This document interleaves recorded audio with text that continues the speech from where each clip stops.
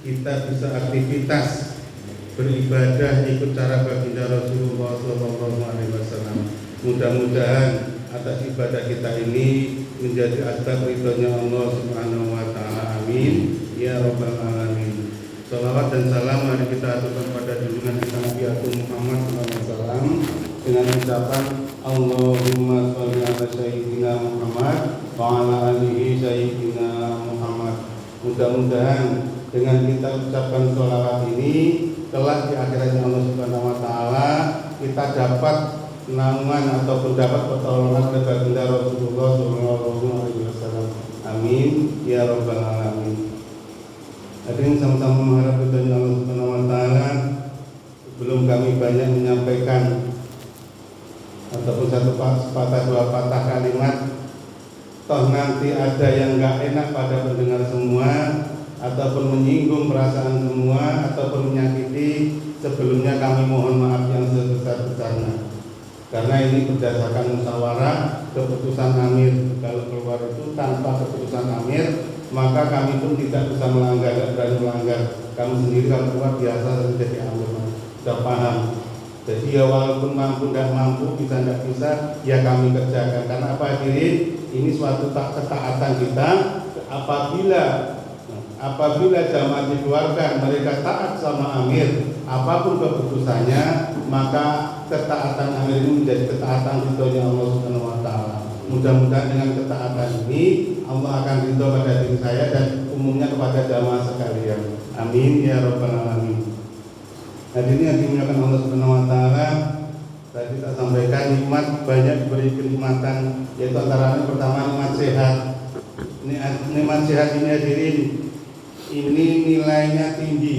Nikmat sehat ini nilainya tinggi. Banyak saudara-saudara kita ini sekarang terlentang di rumah sakit, ada yang ratusan juta untuk mencari jantung, ada yang ratusan juta untuk mencari mata. Semalam saudara saya sama-sama pengambilan gara-gara cuma menaik jantung, menaik paru-paru, tabrakan 150 juta, belum sehat sampai sekarang, udah hampir 2 bulan. Cuma gara-gara ngempes, bukan buat, hanya gara-gara ngempes. Yang membuat jantung kita ini Allah Subhanahu wa taala. Jadi kita ngerawat cuma benahi sedikit saja, ratusan juta 2 bulan nggak selesai. Tapi Allah menciptakan diri kita ini sempurna. Ada matanya, ada hidungnya, ada kakinya, bahkan ada senjata tajamnya masing-masing yang laki-laki. Dan ada penghimpit bagi perempuan. Itu memang Allah yang menciptakan, sudah Allah menciptakan dengan sempurna. Ini patut kita syukuri, harus kita syukuri. Karena janji Allah Subhanahu wa taala, la in syakartum wa la zidanakum wa la in kafartum inna adzabun lasyadid. Barang siapa yang mau mensyukuri nikmatnya Allah Subhanahu wa taala, maka kenikmatan tadi akan Allah tambah kembali.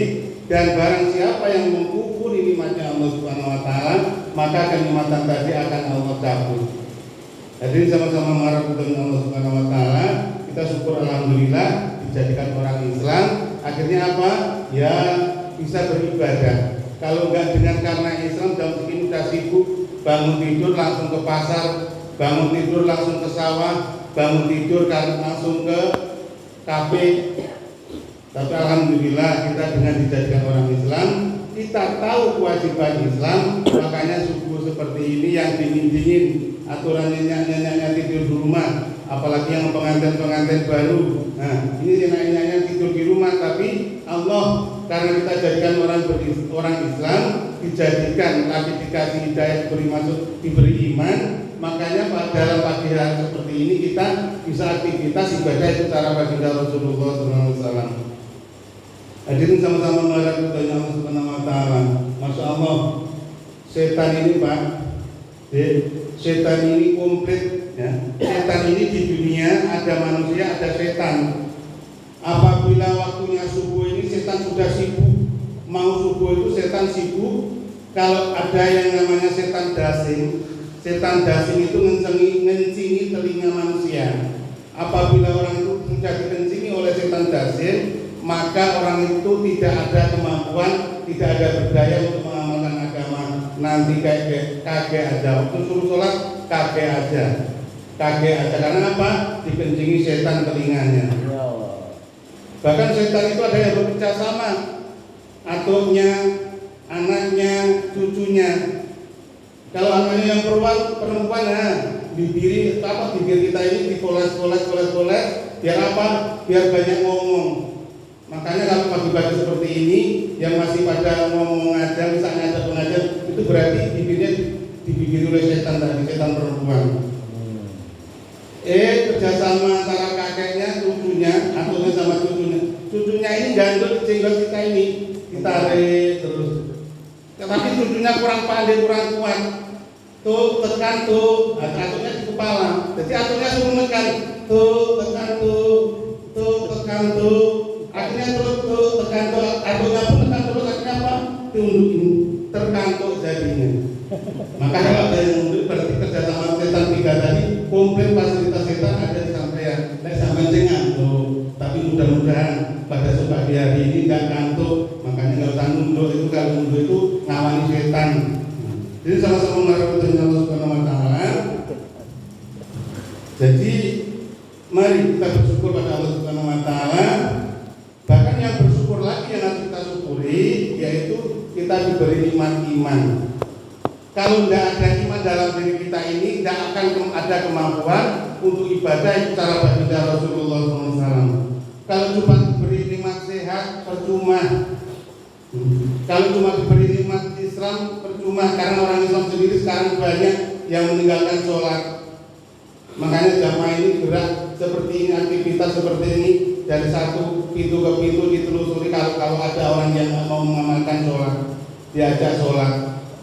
Makanya tidak kaget kalau ada orang ibaratnya didatangi dan lari kabur ke birit-birit sampai kecemplung sumur, ada juga. Karena apa? Saking setan itu ngajak lari agar tidak diajak bicara, agar diajak nggak sampai dengar suara iman. Karena apa? Saudara-saudara kami ini kalau datang ke rumah-rumah itu, kita ini saudara loh bro. Walaupun bukan sekandung, tapi saudara seiman yang sama-sama diikat kalimat thayyibah la ilaha illallah Muhammadur Rasulullah adalah saudara. Nah, itu tugas kita, sales marketing iman, sales marketing surga itu ya memang seperti itu tugasnya, menyampaikan iman. Karena apa? Barang siapa orangnya yang mengucapkan kalimat iman la ilaha illallah, wajib bagi mereka di dalam surga. Tapi kalau dosanya banyak, ya entah sampai kapan kita di neraka. Sampai kapan dapat keseng lah. Apalagi kalau sudah hitam kayak aku ini, terus neraka lama, enggak karuan baik. Jadi sama-sama mengharapkan Allah Subhanahu wa taala.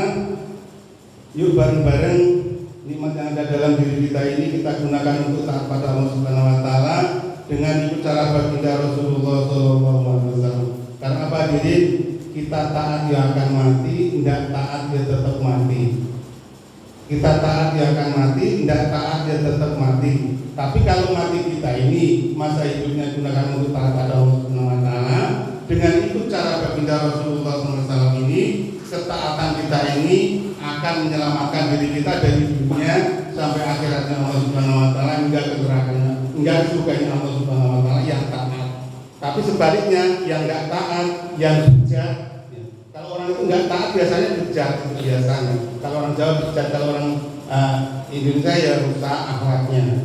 Nah, kalau orang itu udah rusak akhlaknya, masya Allah, untuk bilang ini cuma untuk bilang kayak hewan saja, tidak kenal waktu sholat, tidak kenal ini bini siapa, itu punya siapa, tidak kenal. Yang penting gue mau, gue terjang aja ya, asal duitnya banyak, mentang-mentang duitnya banyak semuanya terus jadi dewi. Jadi sama-sama mengharapkan Allah Subhanahu wa taala. Mari sisa-sisa umur yang ada ini kita gunakan untuk taat pada Allah Subhanahu wa taala dengan ikut cara baginda Rasulullah sallallahu alaihi wasallam.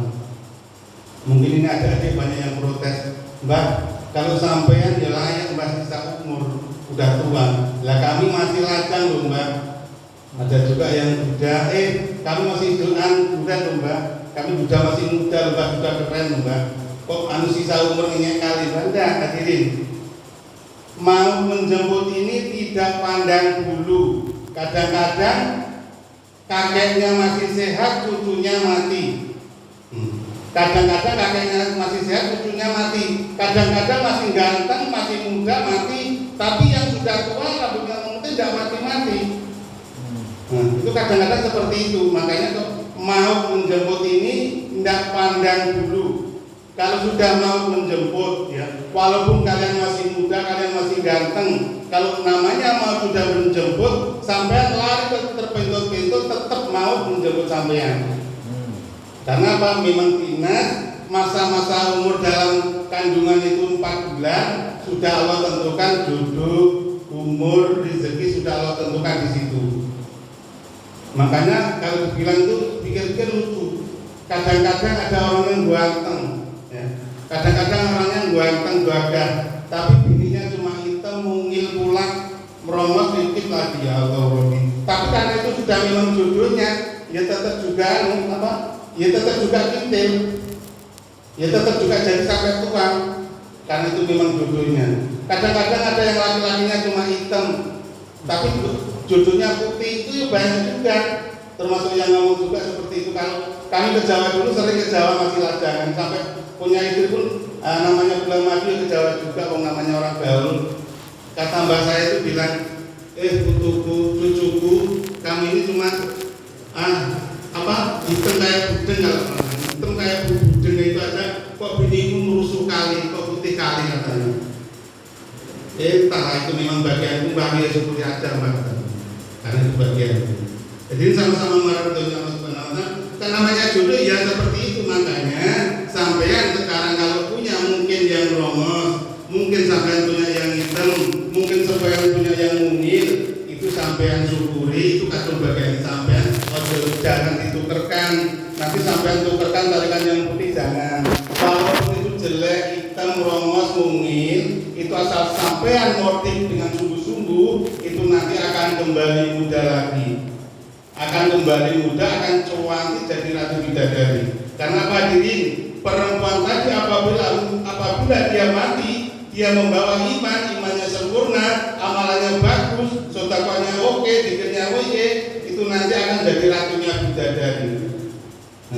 Jadi dia ratunya bidadari. Dengan nggak usah repot-repot, yang udah bapak-bapak, mungkin itu ada yang bapak-bapak ambil umur sama aku, nggak usah mikir payah-payah komoditi biar kembali muda lagi. Akhirnya dicarikan umpamanya sari rapat biar oke lagi, biar kembali muda lagi, nggak akan tetap. Tapi caranya nggak usah ribut-ribut carikan sari rapat, tapi caranya apa? Pakai sarwa rapat. Tahu paham sarwa rapat bahasa Jawa?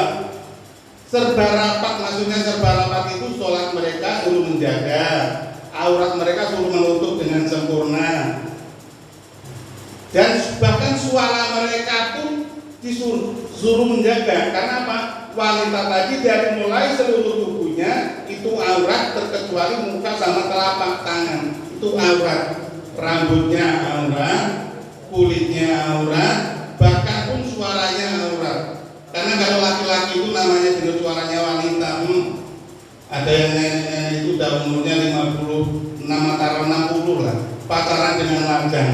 Karena dia memang manis menggoda laki-laki, aku berangkat mungkin dengan sendiri. Bang, aku pikir ini nenek-nenek kok suaranya kok asik kali, loh aku pikir. Bang, akhirnya apa? Anaknya katanya cucunya, nenekmu itu kok manggil suaminya kok mesra kali, bang, mana nenek itu punya suami? Itu jaga itu belakang. Loh, belakang jaga yang pacarnya itu masih umur 26 tahun, Mbak. Tapi mereka habis tidak mereka. Ya jelas lah orang yang juga laki-laki salah dia sendiri. Jadi sama-sama mengharap dengan Allah Subhanahu wa Ta'ala. Yuk sisa-sisa umur yang masih ada kita gunakan untuk taat pada Allah Subhanahu wa Ta'ala dengan ikut cara baginda Rasulullah sallallahu alaihi wasallam. Hadirin, semua manusia yang dijumpai di dunia ini nanti akan Allah matikan kembali. Manusia yang dijumpai di dunia ini enggak akan tersisa, semua nanti akan dimatikan, tapi nanti akan Allah bangkitkan kembali.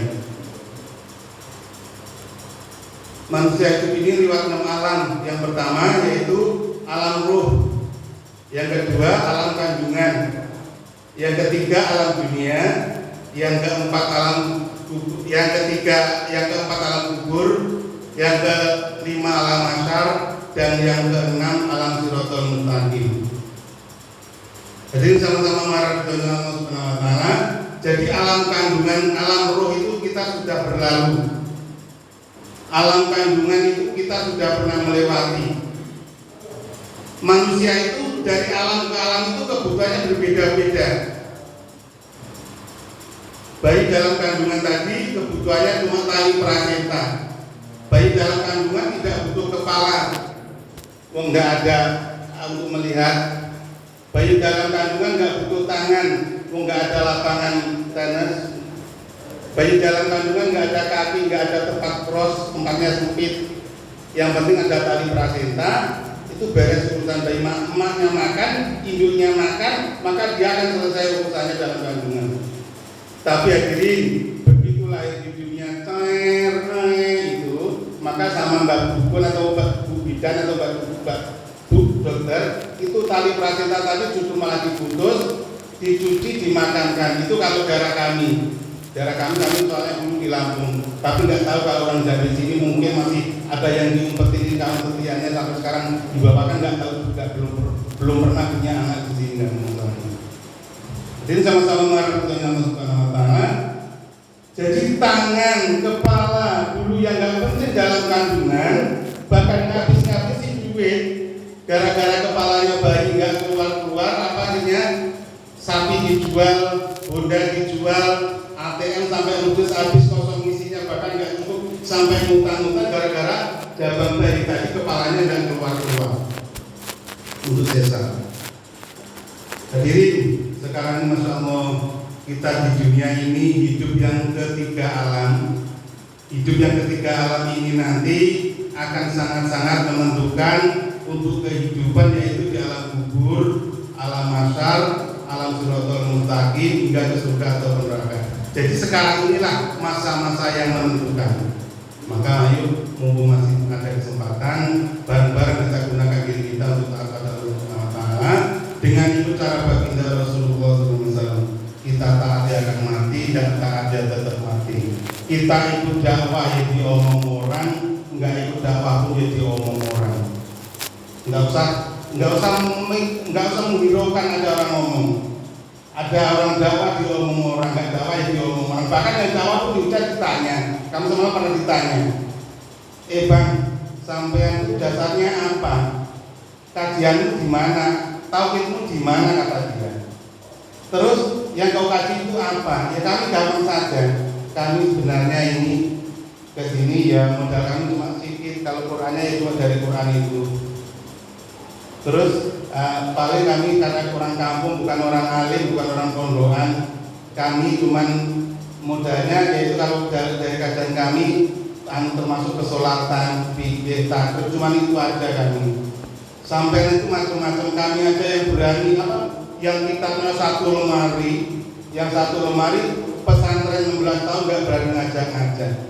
Dalam hati kami karena itu khususi mau ada orang yang datang ke masjid mereka, kami pun sabar, bukan kami yang berangkat. Tapi kalau aku sendiri yang mau masuk itu bodoh kami itu. Qur'annya apa, kitabnya satu lemari kok nggak mau menyampaikan. Kalau ibaratnya kami sendiri yang turun langsung di situ, tapi karena kami cuma suruh menyampaikan, nanti kalau suatu saat ada jamaah datang. Makanya kalau aku bilang sekarang ini sudah hari ini ya, udah hari ini kok ada orang taat tapi dengan seenak segede dewe, enggak itu cara baginda Rasulullah SAW, maka itu ya tahu itu kalau goblok sama saja. Kalau orang bahasa orang Batak kalau nggak salah ngomong. Nah, hari ini kok masih ada orang yang Masya Allah sudah tahu hari ini nanti suatu saat namanya mau menjemput kita, harta kita yang kita miliki itu nanti harta kita yang kita miliki itu nanti akan dimintai pertanggungan jawab. Di akhirat akan dimintai pertanggungan jawab, sementara kita sudah mati nggak makan harta kita yang ada. Ranjang sampean yang mahal harganya belasan juta itu nanti kalau sampean mati, bini sampean digunakan dengan yang lain, bahkan anak sampean sendiri. Omah sampean yang magrong-magrong itu loh yang bagus itu nanti kalau sampean mati, bini sampean diambil, bahkan kawannya sendiri kadang-kadang yang menyakitkan. Tapi walaupun sakit di dalam hatinya nggak mungkin kembali ke dunia lagi karena sudah terputus di situ, sudah apa bagian umur segitu. Itu memang kalau sifatnya manusia seperti itu. Jadi apabila kita cari bareng-bareng, katanya sehidup semati bareng-bareng. Bahkan kalau anak orang-orang muda itu yang lagi gandrung kasmaran, apabila ku ingat itu. Tapi kalau nyanyi, kalau aku di masjid nggak boleh nyanyi. Seandainya aku di masjid ini bisa nyanyi, kami ini memang anak seniman. Makanya kalau sedikit-sedikit ada agak-agak goyang sedikit jangan heran, karena memang anak keturunan seniman. Tapi alhamdulillah kami pun juga jadi seniman. Kok seniman bro? Ya seninya orang beriman ya seperti ini. Seninya orang beriman ya seperti ini. Pakai jubah, pakai serban. Nah, terus ajak satu dari rumah ke rumah untuk mengajak ke masjid. Ini seninya orang beriman. Makanya nggak usah takut-takut. Pakai sunnah pun nggak usah takut-takut. Kita dakwah nggak usah takut-takut. Karena apa? Kita ini memang seniman. Kita ini memang salahnya Allah Subhanahu Wa Taala untuk marketing surganya Allah Subhanahu Wa Taala. Insya Allah barang siapa yang mengajak kebaikan kepada seorang lain, dia mau mengamalkan kebaikan, orang tadi akan mendapatkan pahala sebagaimana yang diajak tadi. Jadi double kita mengajak, terus orang itu mau berbuat baik, mau berbuat bagus dengan kita yang mengajak tadi, maka orang itu dapat pahala tanpa mengurangi pahala orang itu, kita pun dapat sama dengan mereka. Kan enak kan, simple kan. Makanya kalau sekarang ini ada orang kok bodoh nggak mau belajar, ya namanya PAUD. Orang bodoh nggak mau belajar namanya PAUD. Tapi kalau ada orang pandai kok nggak mau menyampaikan ilmunya, itu namanya ya bodoh.